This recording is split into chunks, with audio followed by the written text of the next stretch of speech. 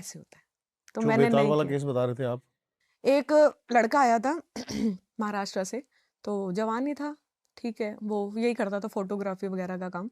तो अच्छा था, किसी वेडिंग में गया होगा, तो वहां पे उसको एक औरत मिली। ऐसे मेरे पास एक विदेश का केस भी आया हुआ है अभी, श्रीलंकन है वो, उस पर तंत्र क्रिया करती है।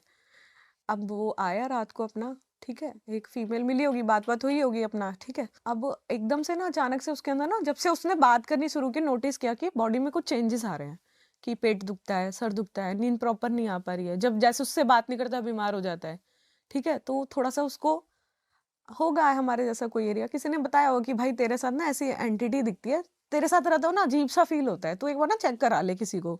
मानता तो था नहीं, तो फिर भी बहुत ज्यादा जब बॉडी में कहते हैं ना जिसको दबाव पड़ता है उसको समझ आता है कि क्या हो रहा है, तो पता करा आता है किसी से, तो पता चलता है कि उस लड़की ने उस पर ब्लैक मैजिक करके उसको, उसमें जो मिठाई होती है सोन पापड़ी, उसमें खिला रखा है।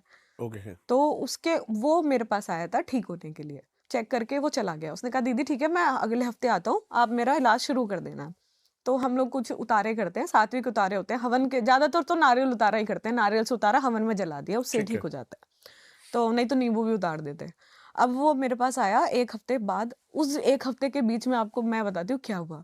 मेरा ना पीरियड टाइम शुरू हो गया, ठीक है। अब क्या हुआ कि पीरियड टाइम के थर्ड डे ना, थर्ड डे मेरे को एक एनर्जी आती है, बिल्कुल नग्न अवस्था में, और बाल भी नहीं है, हाथ पतले पतले हैं और बॉडी है, मुझे ये भी नहीं पता था वो बेताल है।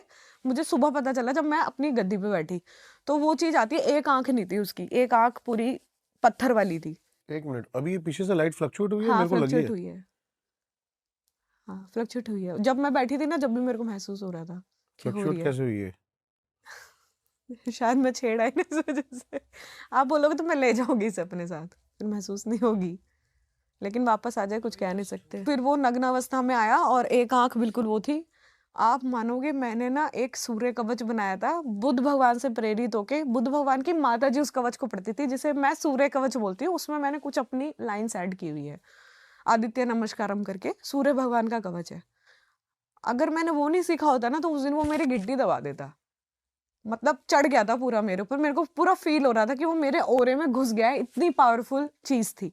अब मुझे नहीं पता कि वो उस लड़के के साथ थी कि उसके ऊपर जिसने तंत्र किया हुआ है उसने मुझे देख लिया था। तो उसके केस के बाद से जब भी मैं किसी को छेड़ती हूँ ना, तो पूरा कवच लगा के छेड़ती हूँ कि उसको पता ही ना चले कि मैं इसका इलाज कर रही हूँ। और मैं उसे सावधान करती हूँ कि जब तक मेरे पास आ रहे हो ना, किसी से चर्चा नहीं करनी कि मेरे पास इलाज करा रहे हो।